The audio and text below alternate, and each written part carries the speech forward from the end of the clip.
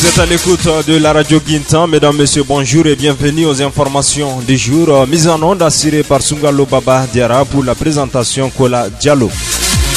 À la une de ce journal, troisième conférence internationale sur le financement du développement à Addis Abeba. Le ministre Abdoulaye Diop a présenté hier les mesures prises par le Mali pour son développement harmonieux. Et puis, dans le cadre des activités de mise en œuvre du dépôt humanitaire de la CEDEAO à Bamako, la commission de la CEDEAO, en collaboration avec le ministère de la Solidarité, de l'Action humanitaire et de la Construction du Nord, a effectué une visite sur le site hier, mercredi 15 juillet 2015, assise dans une zone sécurisée à Sénou. Nous aurons plus de détails avec Kadiatou Doukouré au cours de ce journal. Et puis de plus en plus, presque partout dans la ville de Bamako, l'on voit des riz ainsi que des devantures de certains bâtiments et mosquées qui sont faites en pavé. Au quartier Manyambougou Rural, un opérateur économique du nom de Mohamed Diba Keïta a donné un nouveau visage à la devanture de la mosquée Taïba.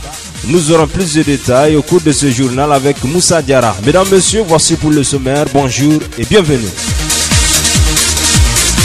De plus en plus, presque partout dans la ville de Bamako, l'on voit des riz ainsi que des devantures de certains bâtiments et mosquées qui sont faites en pavé.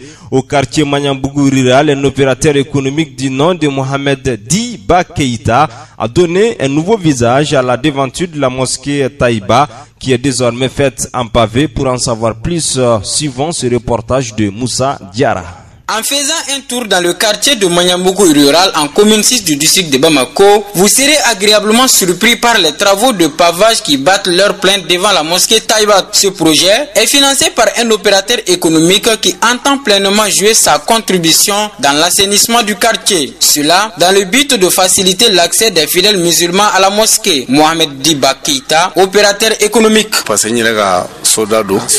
Cette rue passe devant ma maison et devant une mosquée. Celui qui parle de l'islam parle automatiquement de la propriété.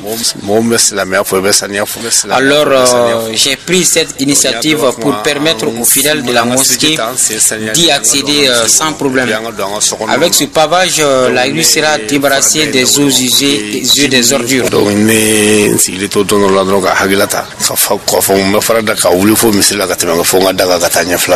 La première phase de ces travaux n'a duré que 10 jours pour un coût de réalisation d'environ 2 millions de francs CFA. Mohamed Diba Keïta. Sur le plan financier, c'est moi seul qui ai tout pris en charge. J'ai quand même été encouragé par les habitants du quartier et les responsables de la mairie.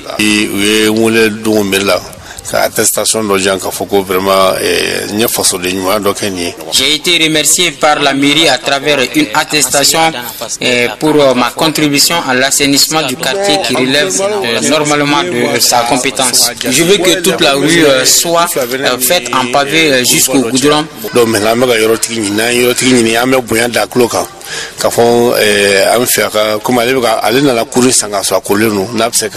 Mais il y a deux grandes cours qui obstruent le passage. Nous cherchons les propriétaires afin qu'ils nous donnent l'autorisation de traverser leur cours pour que nous puissions continuer jusqu'au goudron. Jusque-là, on n'a pas vu les propriétaires. Les lieux sont, selon nos informations, gérés par un GIE qui refuse de nous montrer les propriétaires. Si nous parvenons à nous entendre avec eux, je vais financer le reste jusqu'au goudron. Cette entreprise de Mohamed Diba Keïta interpelle les élus locaux à s'investir dans l'assainissement afin de promouvoir la lutte contre le paludisme, qui est une maladie qui continue à décimer les populations maliennes. À l'instant, c'était donc un reportage de Moussa Diara. Moussa Diara, je rappelle qu'il est journaliste ici à la radio Guintan et chargé de communication de la Fédération de judo.